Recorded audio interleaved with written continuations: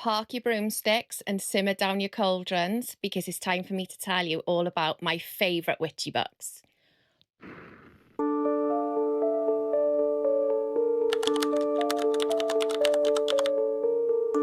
Hi everyone, welcome back to my channel. If you're new here, my name's Carly, and today I'm going to be telling you all about my absolute favourite witchy books, and I'm so excited. I thought I'd go for a more cozy vibe for this video, a cozy kind of witchy vibe. Actually, I'm going to put my coffee down and take my hat off because despite it being a cozy witchy video, it is actually a heat wave here in South Wales, so I'm bloody boiling.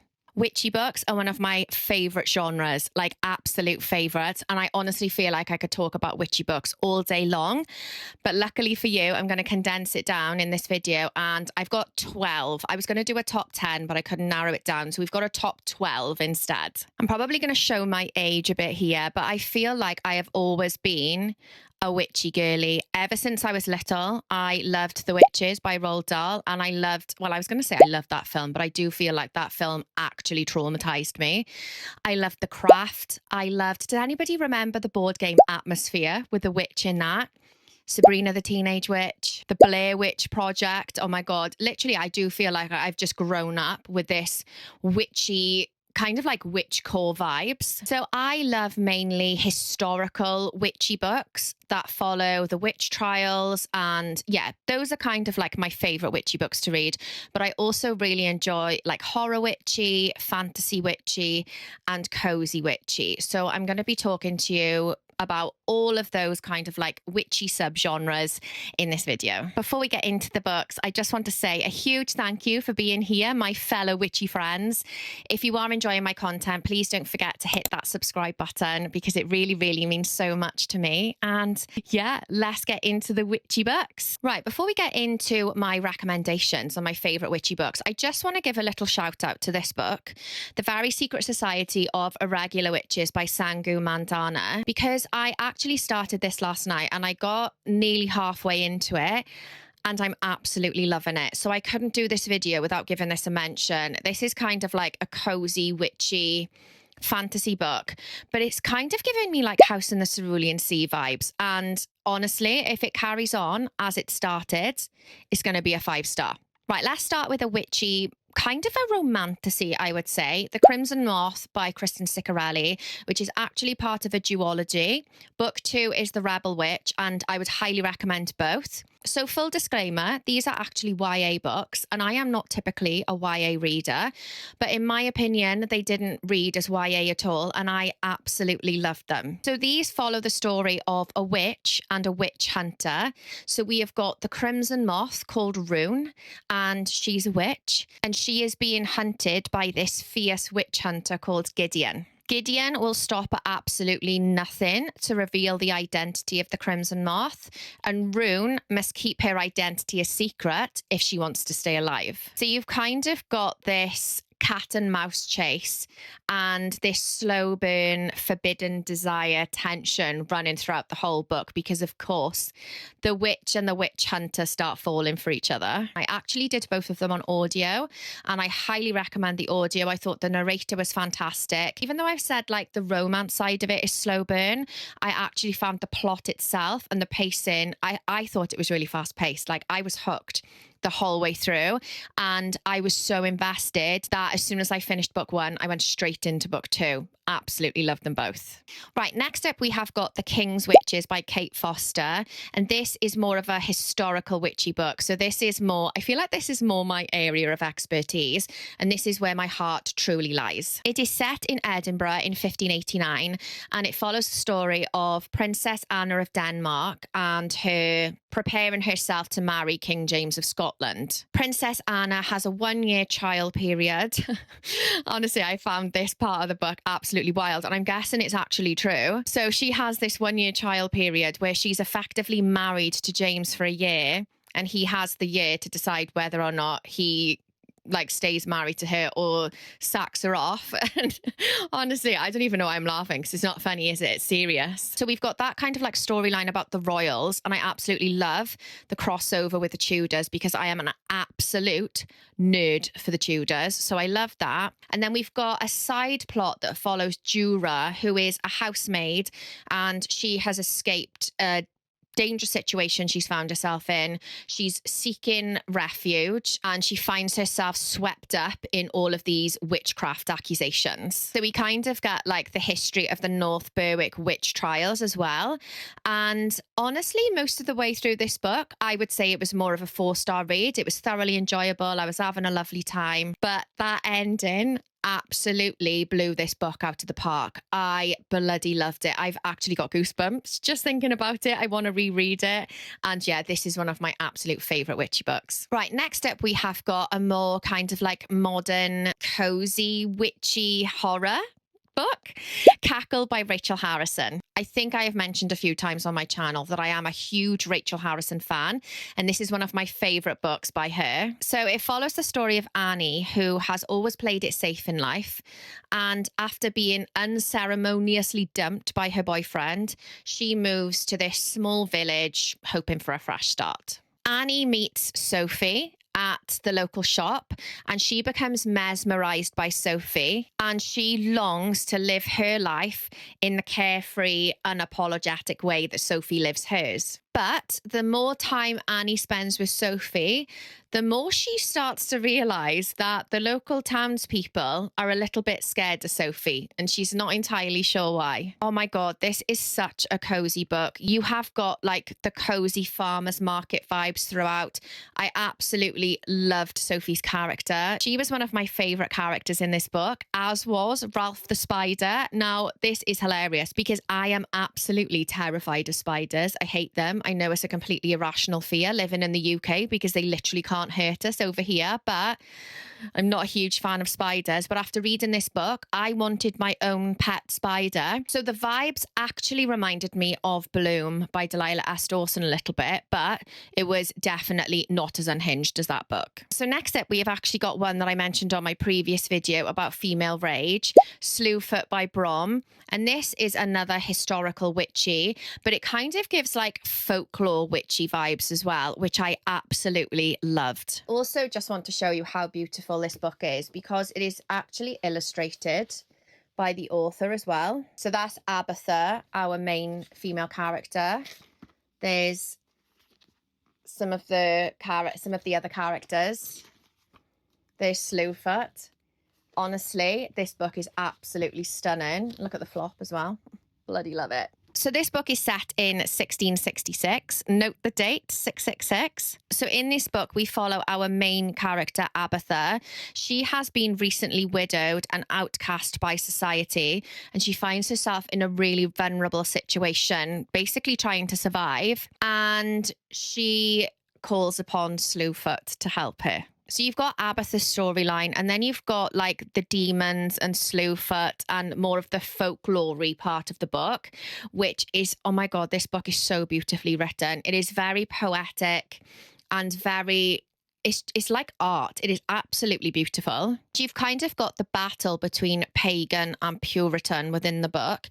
And this was another one that I was just plodding along, having a lovely time while I was reading it. And then it just escalates into full-blown, unhinged, feminine rage.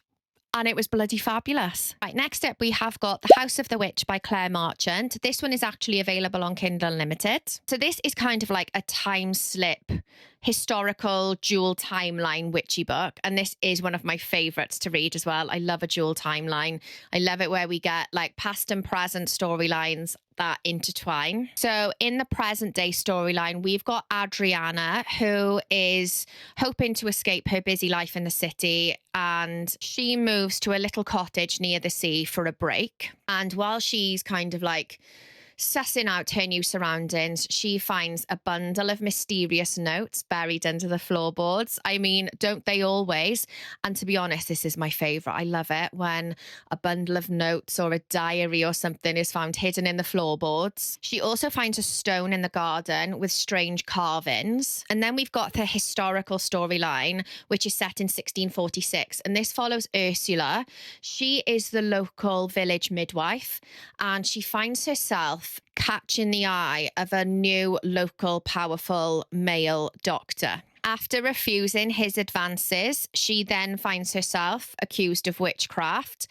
And to be honest, all hell breaks loose from there. I was so invested in both of these storylines. I loved both of the characters. I loved how Adriana was trying to uncover the mystery of the past. I loved Ursula's storyline. I always loved the historical side of it because I just love learning about the history of witches and how the kind of like witchcraft pandemic began and how it just escalated into something so unbelievable just because of people's fear. This was another one that was kind of like a 4-star read all the way through, but the ending, oh my God, the ending was so unexpected and so bloody fabulous that this also ended up being a 5-star read for me. And I would highly recommend it if you loved Wayward, because it kind of gave me similar vibes to Wayward by Amelia Hart. Next up, we've got another dual timeline book, The Book of Witching by C.J. Cook. This is one of my favourite witchy books. I think I'm probably going to say this about all of them. This is why I found it so hard to narrow them down, because they all deserve a place in this video. So this is set in Scotland, and the present day storyline, we've got Clem. She is beside herself with worry because her daughter Erin has been found on the beach. She's got horrendous burns. Her boyfriend has died from his horrendous burns. She has no memory of what's happened to her.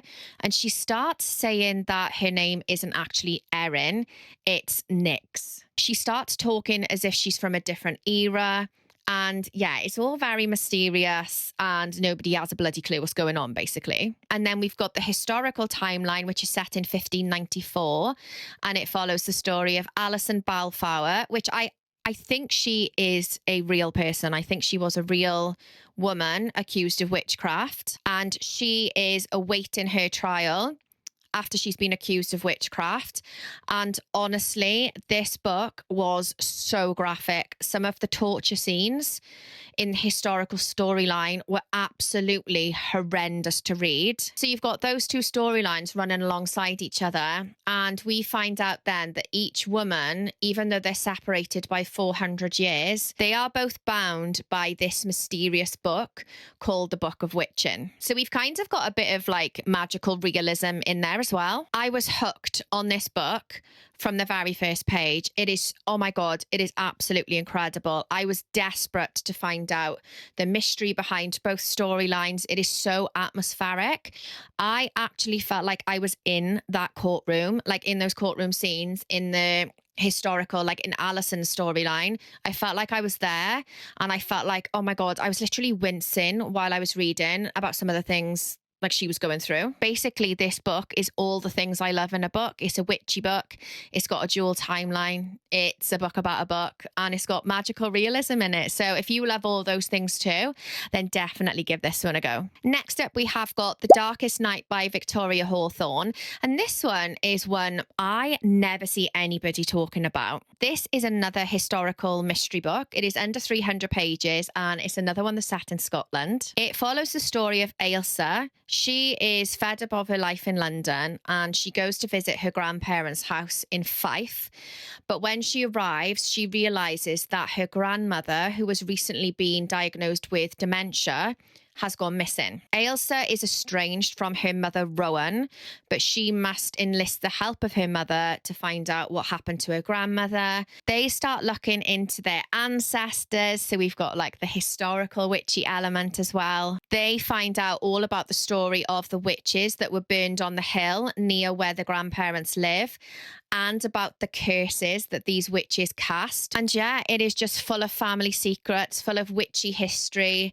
and I absolutely loved it. And I just think this book is so underrated. Next up, we have got one of my OG favorite witchy books, Wayward by Amelia Hart. This one actually has 3 timelines. So we have got 3 different timelines, 3 different storylines, 3 different characters, and I bloody loved every single one of them. So we've got our present day storyline, which follows Kate. She is escaping an abusive partner, and she goes to spend time in a cottage that she's inherited from her aunt. Then we have got a storyline set in 1942, which follows Violet, and she is kind of rebelling against the strict rules that her father keeps imposing on her. And then we've got a storyline set in 1619, which follows Altha, who is on trial for witchcraft. I think the tagline of this book says something like, 3 women they tried to cage, but wayward women belong to the wild and they cannot be tamed. And honestly, every time I read that, I get the most badass female empowerment vibes ever.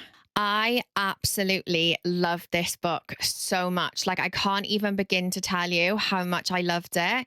I loved Amelia Hart's writing. I think I may have said this in one of my previous videos. I feel like her writing, like her books were literally written for me. I feel like her writing scratches an itch in my brain. And you know, when you literally feel like a book was written for you. This is how I feel about Wayward. All the nature imagery in this book is absolutely stunning, and all the symbolism. Whenever I see crows out in the wild, it makes me think of this book. Honestly, I just cannot recommend it enough. I loved how all 3 storylines kind of came together and intertwined towards the end. No spoilers. Yeah, it's just absolutely stunning. And this was another one that I was literally covered in goosebumps when I finished reading it. Next up, we have got Anathema by Carrie Lake, and this one is available on Kindle Unlimited. And it is a dark kind of gothic fantasy book, I would say. So we have got this kind of like dark, gothic, eerie forest setting, and nobody would dare enter this forest out of choice. We've got our main character called Mavis. She has been shunned by society, and due to events beyond her control, she finds herself running away from a situation she's found herself in. And she's at the border of this forest where no mortal has crossed before. Beyond this boundary, we have got this dark, magical world. We've got mages. We've got a cursed lord known only to his victims as the Scorpion, also known to us as Zavander. It's got a really unique magic system. It's very atmospheric, and it's kind of like a slow burn gothic romantasy with horror elements, I would say. I bloody love this book, and I actually did this on audio. And what I will say is the narrator for Zavander was absolutely delicious. He gave me kind of like The Witcher, Henry Cavill vibes. And yeah, I think if this book is on your radar, I would recommend the audio, just because the book itself is nearly 700 pages long. So it is a bit of a chunk to get through. If dark, gothic, witchy fantasy is your thing, then honestly, this is an absolute masterpiece. Next up, we have got The Last Witch of Scotland by Philip Paris. This is another historical witchy book. And this one, I think this one is around 300 pages, so it's a fairly short read. The tagline of this book is something like, being a woman was her only crime. And honestly, this book is so sad, but so bloody brilliant as well. So this book is set in Scotland in 1727, and it literally follows the story of the last woman to be executed for witchcraft in Scotland. It is your typical story about how poorly women, especially educated women, were treated by men, and how easily it was to accuse somebody of witchcraft. I feel like it's the same story over and over again. We've got a new minister that comes to town. He takes a disliking to Janet and her daughter Ayla, and he starts instilling fear in the townspeople, and they turn against Janet and Ayla, and they both find themselves accused of witchcraft. I was so invested in this story, and I loved both of these women so much. And do you know what? Even though I knew what was going to happen. I mean, the title, we literally know what's going to happen. I was desperate for a different outcome. However, It's not completely predictable because there was a really unexpected twist at the end, which I absolutely loved. This is another one that I actually feel is extremely underrated and definitely needs to be on your witchy TBR. And last but not least, we have got one that I actually read last month, The Last Witch by C.J. Cook. This is another C.J. Cook fantastic witchy masterpiece. And this one is actually out on the 9th of October. That's the UK date. I don't know if the US date is different, but I read this as an early digital copy. And I've actually got a trophy copy on pre-order because I loved it so much. So it's kind of like a gothic witchy historical thriller, I would say. It has got the gothic element, it's got the witchy element, it's got the thriller. I would actually say it's bordering on horror. Some of the scenes in it are so graphic and so disturbing, especially the opening scene. It literally smacks you in the face as soon as you start. So this one is actually set in the 15th century in Austria. So we've got an earlier timeline to what I've previously read. And I've also not read a witchy book that's set in Austria either. So I loved the different settings and the different timelines of this book. So this one follows the story of Helena, and she finds herself on trial accused of witchcraft and murder, along with 6 other women facing the same charges. I'm actually not going to tell you too much about this book because I think, A, I'd probably do it a disservice. And B, I actually think it's best to go into it blind because there were so many like little surprises along the way that, oh my God, I just loved it so much. This book is phenomenal. Like, it's a masterpiece. I literally have nothing else to say. It is atmospheric, it is magical, it is empowering. Again, this is based on a true story. It's based on a real life woman called Helena, who I fell down a rabbit hole then after reading this book, and I started looking into Helena's story. And she actually had the courage to stand up to this priest that was targeting her literally for nothing, just because he didn't like her. And this priest, Father Kramer, he was a real person as well.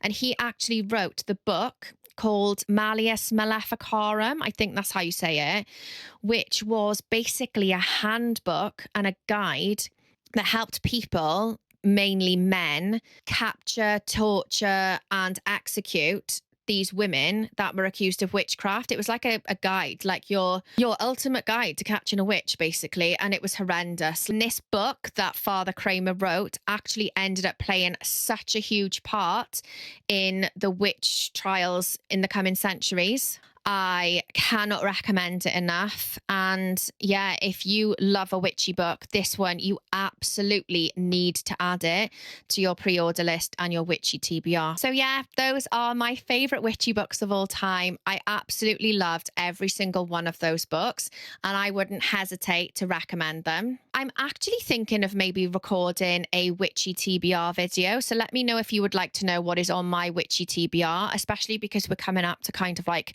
cozy witchy season now. Also, let me know if you've got any witchy recommendations for me, particularly historical witchy kind of like witchcraft books, because I am always looking to add witchy books to my TBR. I really hope you enjoyed this video. If you did enjoy, please don't forget to hit that subscribe button. It means so much to me, and it just means I can carry on bringing you these videos as well. So yeah, I will leave it there for now, my witchy friends, and I'll catch you all next time.